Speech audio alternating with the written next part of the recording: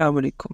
القدس جو کہ فلسطین میں موجود ایک تاریخی شہر ہے جس کو حاصل کرنے کے لیے یہودیوں، عیسائیوں اور مسلمانوں کے درمیان بے شمار جنگیں ہو چکی ہیں۔ آخر اس جنگوں کی وجہ کیا تھی؟ آخر کیا وجہ ہے کہ آج اسرائیل آئے روز معصوم اور نہتے فلسطینیوں پر حملہ کر رہا ہے؟ تو آئیے اپنی آج کی اس ویڈیو کا آغاز کرتے ہیں۔ ناظرین گرامی، فلسطین جو کہ انبیاء کرام کی سرزمین ہے، اس کو انبیاء کرام کا مسکن بھی کہتے ہیں۔ یہی وہ سرزمین ہے جہاں سب سے زیادہ پیغمبر آئے اور یہاں سب سے زیادہ انبیاء کرام کی قبریں بھی موجود ہیں۔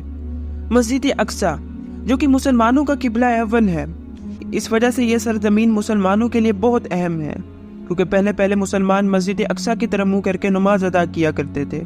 یہ شہر قدس کئی بار عیسائیوں کے قبضے میں بھی جا چکا ہے، مگر 1047 میں سلطان صلاح الدین ایوبی کے اس جگہ کو فتح کرنے کے بعد یہ علاقہ پھر کبھی غیر مسلموں کے قبضے میں نہیں گیا اور آج تک یہ علاقہ مسلمانوں کے ہاتھ میں ہے۔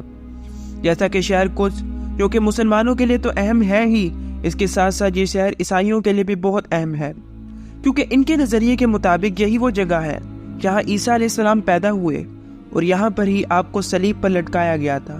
اس وجہ سے عیسائیوں کے لیے یہ جگہ بہت اہمیت کی حامل ہے، اس لیے وہ اس جگہ پر اپنا حق جماتے ہیں۔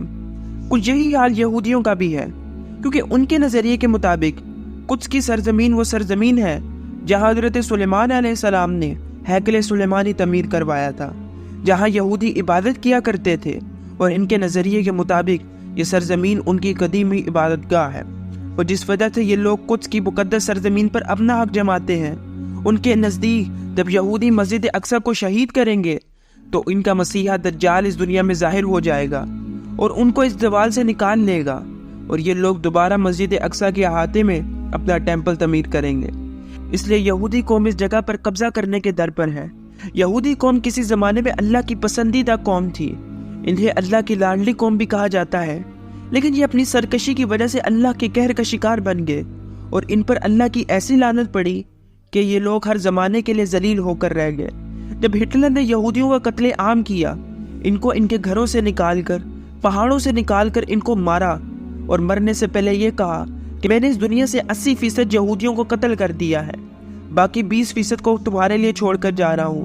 میرے مرنے کے بعد تم اس بات کی خواہش کرو گے کہ کاش میں ان 20% کا بھی خاتمہ کر دیتا۔ یہودی بہت ہی ایک مکار قوم ہے جو آئے روز مسلمانوں پر سازشیں کرتے رہتے ہیں تاکہ مسلمانوں کو کمزور کر سکے۔ یہ قوم کبھی بھی میدان میں سامنے آ کر لڑنے کی طاقت نہیں رکھتی، کیونکہ یہ قوم بزدل ہے۔ 1947 کے بعد جب فلسطین پر برطانوی حکومت قابض آئی تو یہودیوں نے اقوام متحدہ میں اسرائیل کے قیام کا مطالبہ کیا، جسے قبول کر لیا گیا۔ 1948 میں فلسطین کے اندر ہی ایک نہایت گھٹیا سازش کے تحت اسرائیل کا قیام عمل میں آیا، یعنی فلسطین کے اندر ہی اسرائیل موجود ہے۔ اس کے قیام کے بعد مختلف عرب ممالک نے اتحاد کر کے اسرائیل پر حملہ کر دیا، مگر اسرائیل نے انہیں بآسانی شکست دے دی اور اس خطے پر اپنا قبضہ مضبوط کر لیا۔ اب انہوں نے اسرائیل کے علاقے کو بڑھانے کے لیے فلسطین میں دہشت گردی کرنا شروع کر دی اور معصوم بچوں کو قتل کرنا شروع کر دیا، یہاں کے لوگوں پر ظلم کی انتہا کر دی، اور فلسطین کے معصوم اور بے گناہ لوگوں پر اتنی درندگی دکھانا شروع کر دی کہ مسلمانوں کو نماز پڑھتے ہوئے شہید کرنا شروع کر دیا۔ وحشی لوگوں نے قرآن پاک کی بے حرمتی کی، فلسطین کے لوگوں پر خوراک، بجلی وغیرہ سب بند کر دی اور بیرونی مدد کے راستوں کو بھی بند کر دیا۔ 1983 میں جب عرب ممالک نے دوبارہ اسرائیل پر حملہ کیا تو اسرائیل نے انہیں دوبارہ شکست دے دی اور پورے فلسطین پر اپنا قبضہ کر لیا، اور 20 لاکھ افراد جو فلسطین میں آباد تھے ان کو اسرائیل کی حکومت نے اپنے انڈر لے لیا، اور جو غازہ سٹرپ ہے یہاں پر ان کو آباد کرنا شروع کر دیا۔